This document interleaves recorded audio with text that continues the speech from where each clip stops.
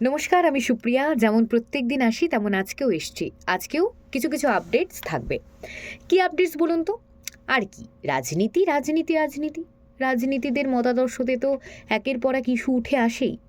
সেখানে একদিকে অমিত শাহ, অন্যদিকে প্রধানমন্ত্রী, অন্যদিকে মুখ্যমন্ত্রী, অপরদিকে অভিষেক বন্দ্যোপাধ্যায়। এই তো চারজন, এই চার মাথা। কিন্তু তার মাঝে এই যে বারংবার আমরা দেখি সাধারণ মানুষ বিভ্রান্তিতে পড়ে যান। অর্থাৎ আপনারাও বিভ্রান্তিতে পড়েন।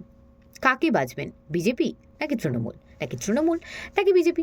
এই যে দ্বন্দ্ব, বারংবার অন্তর্দ্বন্দ্ব আপনাদের মনের ভেতরেও হয়।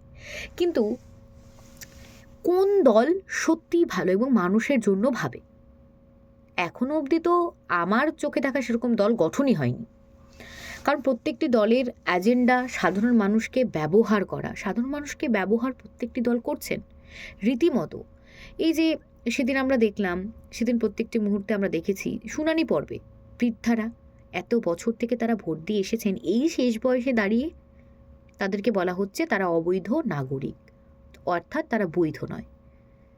তাদের ভিটে মাটি হারানোর একটা যে কষ্ট, এখানেই জন্মগ্রহণ করেছেন, ভিটে মাটি হারানোর কষ্ট, যেখানে বারংবার বলা হয়েছে বাংলাদেশ থেকে যারা এখানে শরণার্থী এসেছেন তাদেরকে নাগরিকত্ব দেওয়া হবে, একটা আইন সিএ।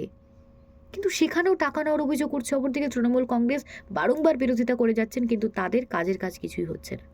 অর্থাৎ কিছু বলার নেই। এ রাজ্যে 26শে বিধানসভা নির্বাচন এখন সত্যিই পাখির চোখ।